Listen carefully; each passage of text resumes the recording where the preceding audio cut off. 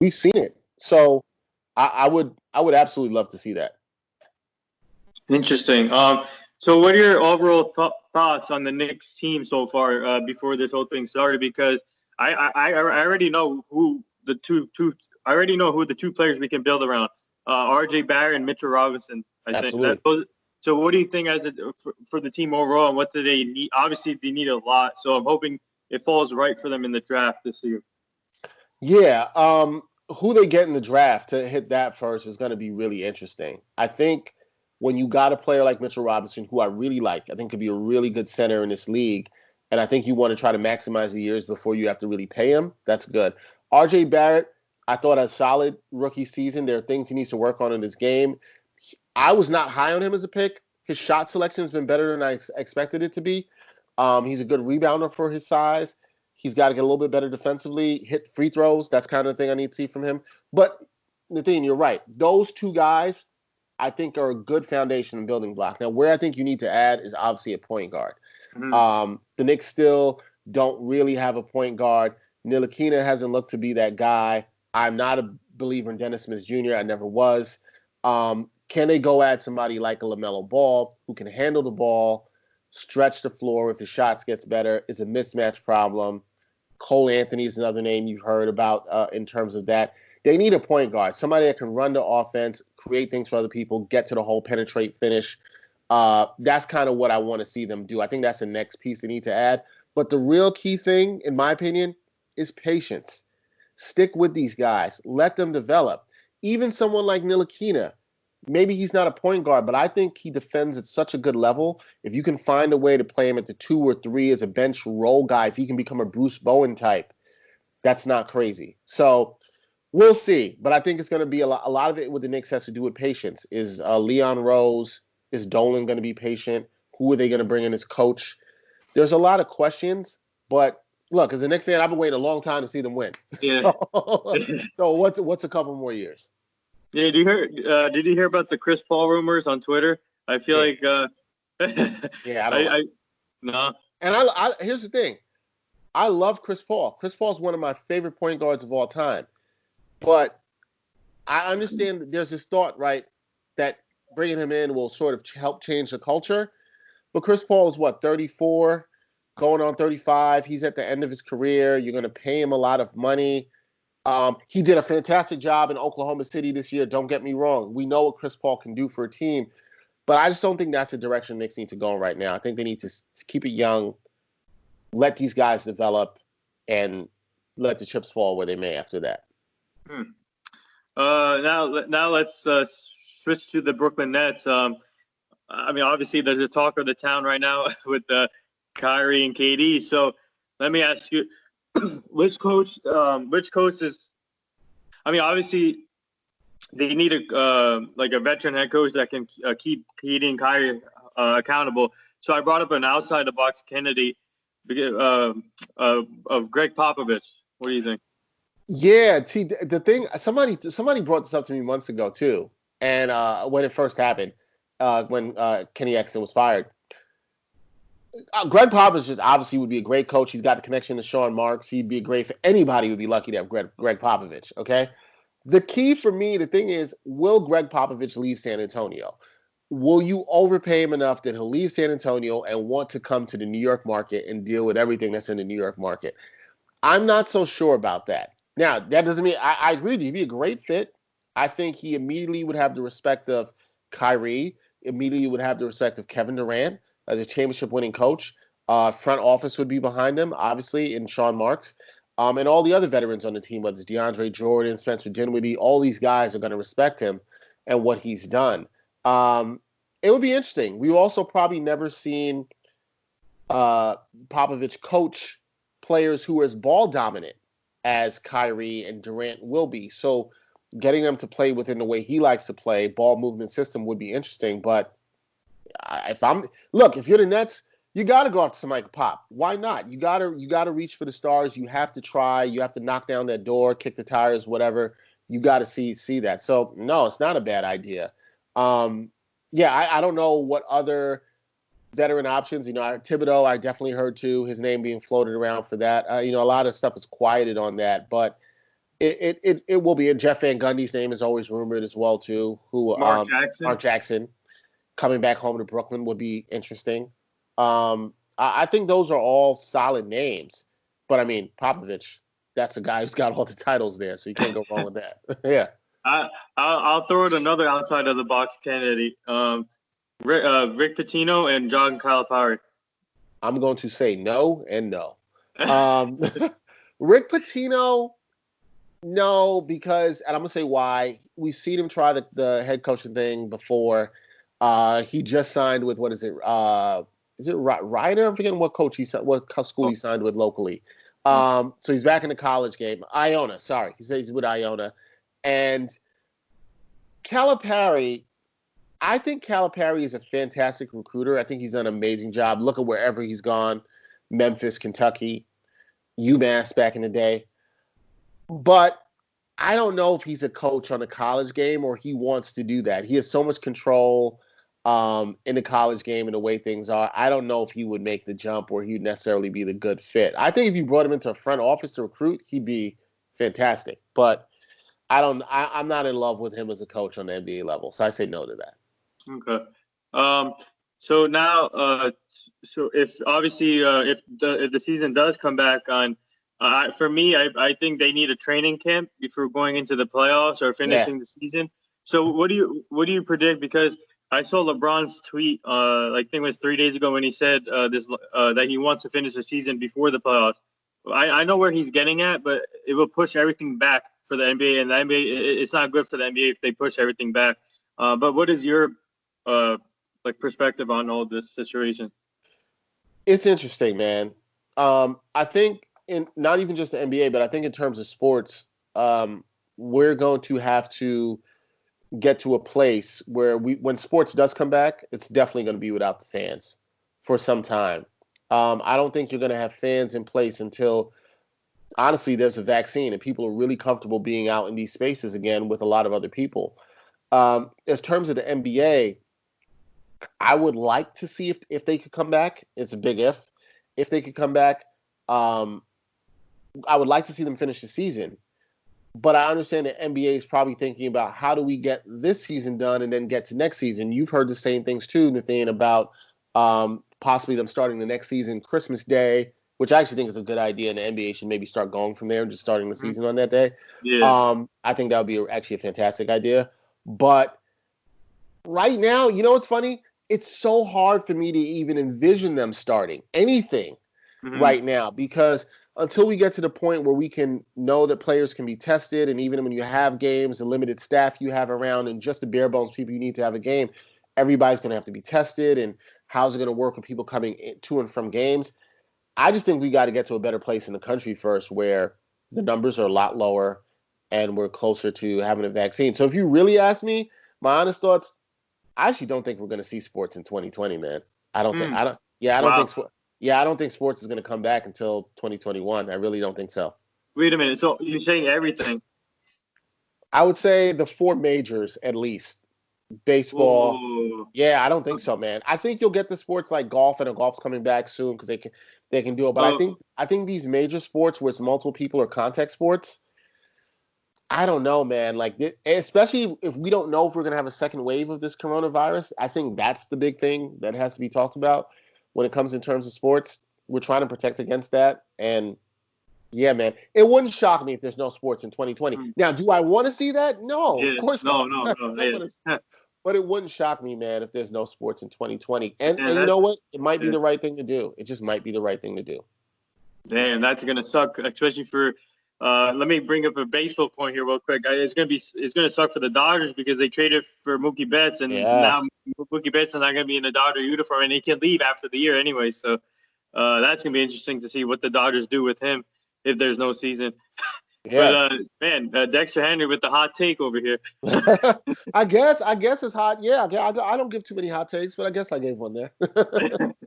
Yeah, man, it's gonna be interesting in baseball too. I mean, in all these sports, right? Because if you've tried to set up your team for a certain season, or even in basketball, to bring it back to basketball, if you're the Lakers and you thought you were going to go on this championship run with LeBron in his second year there, and he's 35 years old, and that's a year off that he didn't get to make a playoff run.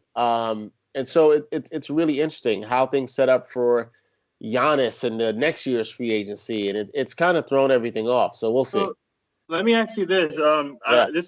I think this is an interesting question. I'm going to bring up just right now. So obviously Anthony Davis is a free agent after this year. So do you think if they obviously, like you said before, if there's no sport, if there's nothing, do you see Anthony Davis potentially? I mean, I think this messes up free agency too for this year if there's no sports. But do you see Anthony Davis taking his time and then wait till after this whole thing is over, or do you think he's set on LA already, but staying there? I have no inside information on this, but I think he's set on LA. I'd be hard pressed to see him leave. I think it looks like he's enjoying playing with LeBron. He had a really, really good year. Mm-hmm. He's got a shot at Defensive Player of the Year for this 2019-2020 season. They could sell him on. He's the future after LeBron. I think the situation's good for him there in LA. I mean, he'd come to Knicks if he wants. That'd be nice. Yeah. We'd like that. Yeah. I don't see him moving, man. Like, no, not after the pieces they gave up. He seems to be enjoying himself there, the coaching staff playing with Bron. I don't see it. Yeah, I don't see him moving. I think he stays. Yeah, because the only team I see him going to if he leaves is his hometown, Chicago. Yeah. Because I think eventually I'm going to bring up the future here. At some point, Anthony Davis is going to end up playing with Chicago. At some point in the future. You think at some point he'll go back home and play for Chicago? That's what I predict, because I feel like the Bulls will be better by then when he goes to that team. With you saying that I don't think is crazy at all. I wonder what deal he signs. I think that's actually the more interesting thing. I think he'll re-sign with the Lakers, but what does he sign? Does he sign a 2+1 with his player option? Does he sign a 3+1? Or does he go for 4? Does he go for the 5-year max? I'm not so sure. I have a feeling he might keep his flexibility. Don't be surprised. I wouldn't be surprised if he does a 2+1. That wouldn't shock me at all as a 3+1. I could see him doing that. People like LeBron and I think players like that in his ear is going to tell him to keep that flexibility in his prime, as quite frankly he should. Yeah.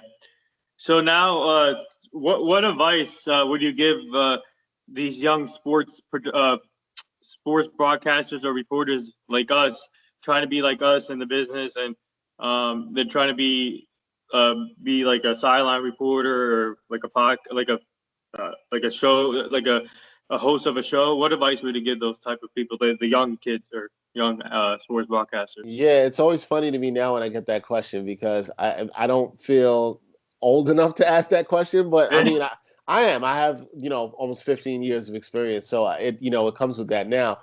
I think the biggest thing today that I see is the greatest opportunity you have, and it's like what you're doing, is you can take control of your own future. And that's the best thing that you can do. Create your own content. Look at the things that you like to do. I mean, I'm still doing this to some degree. And shape your own content the way you want to shape it. Get your reps in. Learn how to interview. Watch the people you like, but be able to put your own style into it. Don't be afraid to jump. Don't be afraid. It's hard to start and create things that are of your own. I don't mean to make it sound like it's easy, because it takes a lot to be able to jump, to have the faith and jump and say, I'm going to put my work out there, like what you're doing, right? I'm going to put this podcast out here. But I think it's the most important thing you can do is actually go and do that. And then when you do that, get the reps. It's just like sports. It's just like anything else. Get your repetitions, hone your craft, work on your game, read a lot. I think that's always key advice I like to say to people. Read a lot, stay informed, follow stuff that's going on in social media. And, I think the more knowledgeable you are, the more you work on the craft, it'll all work out, and you keep your connections. I mean, this is I'm not going to lie to anybody young. This is a connections driven business, and anything in media, and especially around sports, and, who can help you out. You build connections. I built a lot of connections over the years, and I've been able to have people on my podcast, and you will too, and so on and so forth. And I just think, find the mentors. That's something else. Mentor was very important to me. The mentors I've had, to be able to ask questions like you're asking, Nathine. And I think once you put all those things together and you have a strong confidence in yourself, because the industry can be tough, There are times you may feel like you don't want to go through, or you don't know how you're going to get through. But I think having the strongest confidence in yourself and belief in what you're creating and doing, everything takes care of itself in the end once you have that kind of vision and focus. Yeah, well said. And obviously, everyone is going to get rejected at some point because. Oh yeah. But I had the opportunity, like for my podcast, I constantly reach out to all of you guys, like I said before, people are reaching out to me. But I had the opportunity of having the likes of Damon Woody on the show, Anita Collins, Jay Harris. I'm so honored that they agreed to come on my show and do this interview as well, because it's always, especially at this time, it's always good to connect with people like that. So I'm just honored that they had the time to come on and talk about sports. So. And it's great because you never know where those things will take you. It's not you using somebody or looking to try to get something necessarily, but sometimes those connections, it's funny, I've seen it happen in my own career where it comes back to help you 5, 6, 7 years down the road where you didn't even know that. So, just be mindful of the connections. And another thing I should add is always treat people well. That's something I try to do. Is treat people well you work with and you come in contact with, and just be a good person. Don't be a jerk. It goes a long way. Yeah. So before I let you go, I got some rapid fire questions for you and 2 takes. So okay, all right. Thoughts on this Michael Jordan documentary so far? Absolutely loving it, even though I grew up hating the Bulls. As a Knicks fan, I absolutely love it. It's fantastic just seeing all the footage that they've had, all the things they've delved into, even some things that I didn't think they were going to dive into and I didn't know about. So it's just been a fascinating watch. I'm really intrigued to see how it closes out in the final 4 parts. But I'm absolutely loving it. I'm excited every week to watch it, discuss it, and see what other people think about it. But yeah, I think so far it's been great.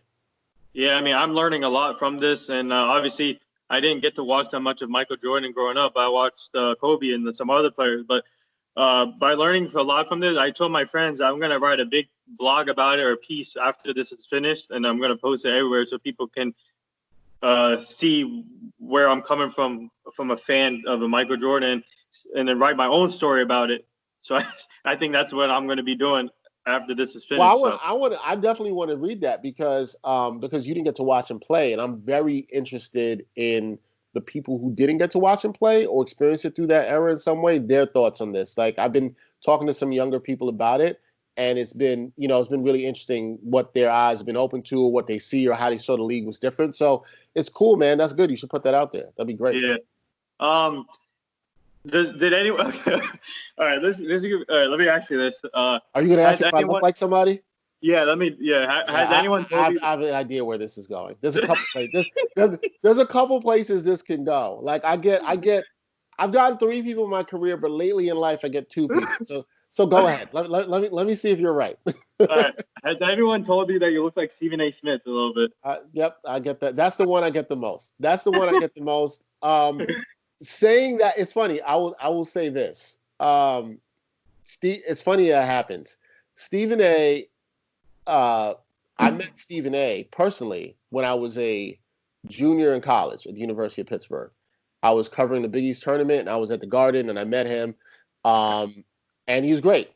I think a lot of people see the guy on first. I've told the story before publicly, but he was really great. And when I had my first job, which was writing for a newspaper, a small newspaper in Brooklyn, New York, I got let go from the job after 9 months, and I was like kind of down. And I had his email, and we stayed in touch, and I wrote him this email about how it was, and he gave me some really great advice on that I would like to share with your audience about working in this industry, especially as a minority. And he told me,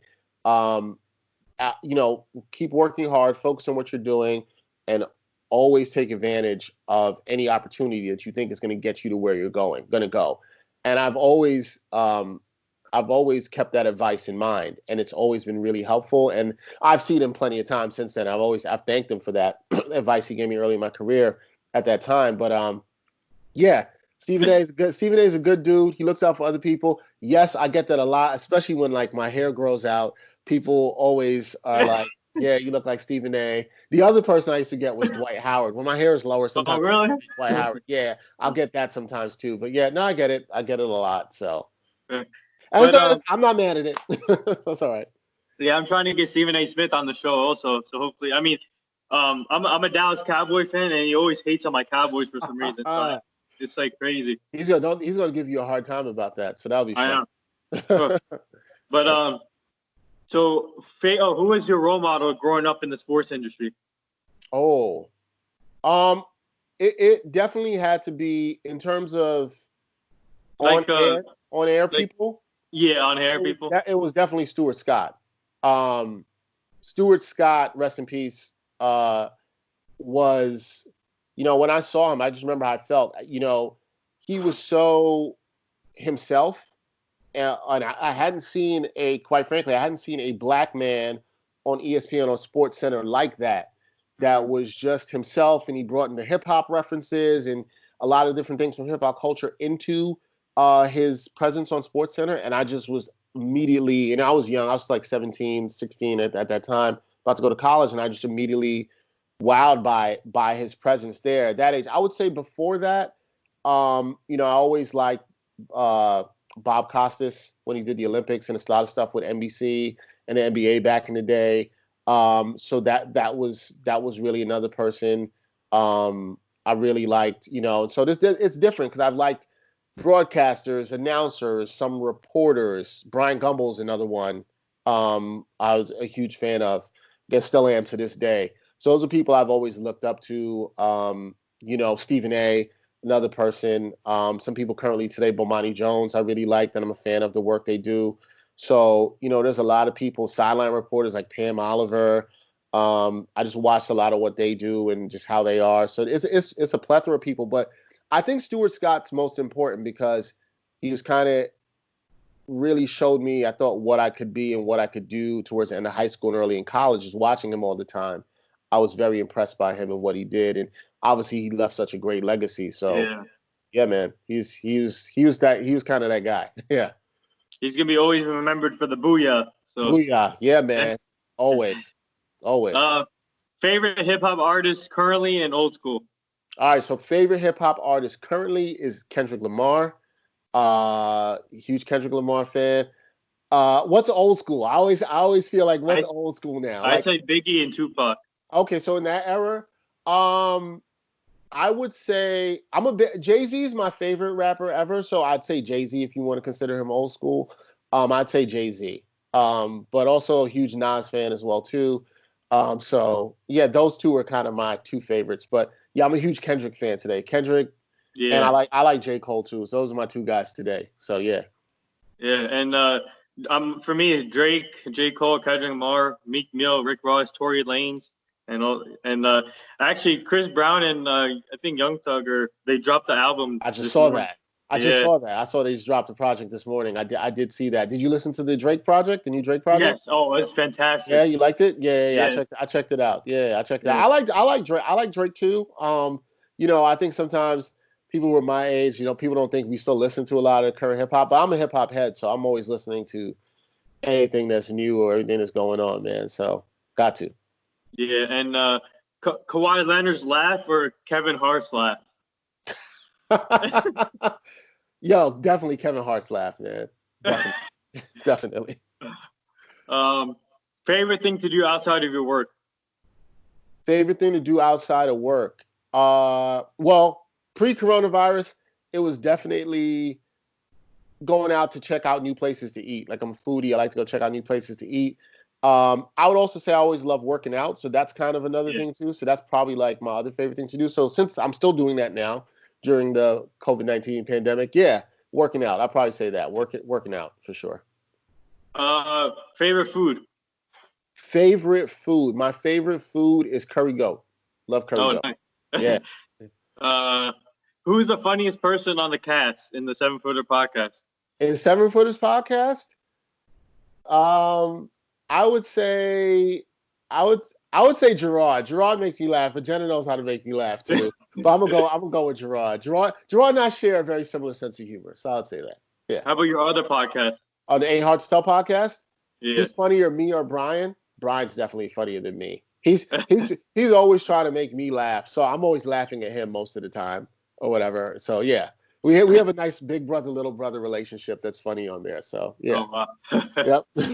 And the last two things here, I've been asking this question to all my guests that come on the show about the late Kobe Bryant, and his daughter and Mamba mentality, and I've been getting everybody's perspective on their what he meant to them. And for you, what did he mean to you, and what did his daughter Gianna mean to you, um, and what does Mamba mentality mean to you? And by the way, today's Vanessa's birthday, so shout out to Vanessa Bryant. Yes. Today's her 38th birthday, so I'm still praying for the family. And but what does this mean to you? So for me, Natheen, Kobe's kind of, I wasn't a big Jordan fan growing up, even though I feel Jordan is the greatest player of all time. But Kobe's kind of the player that I really became a fan of. Really through like from college, and once he came in the league, I really became a fan of him. And like, even though I'm a Knicks fan, he was that player I kind of rooted for a lot. So Kobe means a lot to me. His death was stunning. His Mamba mentality, and I think you're getting to see this a lot in The Last Dance when you look at Jordan and where that comes from, is just a undeniable focus to overcome the odds, to focus and work hard in your craft, and not listen to what anybody else says or the obstacles that may be in front of you, that you can't overcome them. And it's funny because there's a lot of inspiration I've taken from that in my career. Not to be on some what would Kobe do vibe, but you see people work in a certain way, the focus he had, and everybody may not have liked the way Kobe went about everything or did everything, or the Mamba mentality might not be for everybody, and that's fine. But for me, it was always a focus on your craft and not letting any obstacles, whether in your mind or external, defeat you. It was the focus to not be defeated at all. His daughter, I think seeing the way he was with his daughter, and I'm a father, I have a 4-year-old daughter. I think seeing the way he was with his daughter around the sport of basketball was fantastic. And it's something I want to see more of from more men with their daughters, to grow the women's game. Something that I think, really have to do to really grow the women's game. And I really would have been great to see what Gianna could have become, because she looked so talented. She already had interest from UConn and all these places. But to see the way he was, and I was glad to see after his passing, the girl dad, #girldad, and the movement with that, I thought that was really beautiful. And I think more fathers, in terms of not just athletics, but if you are involved with athletics in your daughter's life, I think that's fantastic, and encouraging them to be the best they can be in whatever they do, especially with athletics. But the exposure he gave her and the way you saw that love around the sport, that's beautiful, man. Like, and I think the images we saw of that's the one good thing we have about images, is that thing kind of lives on, and people will see that forever. So seeing that relationship means a lot to me. As you said, beautifully words said to Vanessa Bryant, her 38th birthday, and staying strong with what she's been through recently. But yeah, man, Kobe meant a lot to me as an athlete, because he was kind of that guy for me. He's one of my favorite athletes of all time. Probably my favorite NBA athlete of all time. So his legacy means a lot to me. Definitely. Yeah, I have the girl dad shirt, so I donated to the thing by getting the shirt. And then a shout out to Ellie Duncan, who started this movement from ESPN. She is amazing, inspiring, and as we speak, I'm currently recruiting her to come on the show. So hopefully it happens. All right, let's get it, Miss Duncan. Come on the show. She's a really good interview. She's done some good stuff too. So yeah, definitely. And the last thing here before. So my cousin and I, we started a GoFundMe page for the Frontline people and for the local food businesses, and we've been handing out sandwiches to all the nurses and doctors last week. And yesterday we handed out sandwiches to the cops, and we raised over like $2,000 already in our GoFundMe page. And I'm just if you guys don't mind, the link is in my bio on Instagram. If you guys can donate, but if you can, then it's fine. But anything will help. And but I just want to get your take. Would you like to say anything to all the Frontline people? Yeah, I would actually. I would, because I actually talked with, and I think Frontline people, the nurses, the doctors, the people who are conducting the subways here in New York City. Hats off to those people for what they're doing. Now, we all know that a lot of these people signed up every day to work in these places, and deal with this. My concern for them is that sometimes they still have to go back home to their families. Even when I'm sure they don't want to, they want to keep themselves safe away from their families. And I would like to see more done for them in terms of keeping them safe. Maybe opening up hotels. I talked to somebody about this last night. So doctors and lawyers and not lawyers, excuse me, nurses and train conductors. I'm working on a story right now for AccuWeather about that. I just spoke with a train conductor who contracted COVID. They're on the front lines too. Even all essential workers who have to work in stores, supermarkets, the people who are bagging your groceries when you go in there. I think about those people all the time when I do go out, and I think they should be on our minds. And I think what you're doing, Nathine, is beautiful, and we should be thinking about helping those people and what we could do more. I hope that this situation allows us to think more about humanity and how we can help each other more in times like this, and think about what essential workers are and what they're doing instead of just thinking like, oh, well, that's not me. I'm not working there. I'm not on the front lines. And I'll even say some journalists. Let's put journalists are on the front lines, man. They're out there telling these stories, going out there in crews, mask covered up. I'm still stepping outside from time to time. And I think, all the workers on the front lines, and some of them I think are being forgotten. And I don't want to forget the MTA workers and the people working in stores and those people on the front lines too. And I think we all have to be grateful, have a sense of gratitude, but also think about ways we can do more to help them so we do not spread the coronavirus even further. And with that being said, I'd also like to say, the most important thing you can do right now, as many people are saying, is stay home. If you don't got to go out, don't be out. When you are out, protect yourself. And look, we don't have to gather. We don't got to go to beaches, because I think when we're doing that stuff and we're seeing people do that around the country, it's disrespectful to the people who are on the front lines, who actually have to be face to face with this disease daily, or the potential of being face to face with the disease daily. So, you truly want to respect those people, stay at home. That's the best thing you can do. Well said. And there he is, the great Dexter Henry from Seven Fruit Podcast. Does great work with Jenna, Brian, Jared, Hector, and everyone go follow them on Twitter, Instagram. I'll be posting this interview on all social media formats. So I'll be post this on Twitter, Instagram, YouTube. So keep an eye on that. And I just want to say thank you for coming on the podcast, and you and your family stay safe. Yeah, man. Thank you. Appreciate it. Continue doing what you're doing, okay? All right. Thank you, man. All right, brother. Thank you. All right. All right.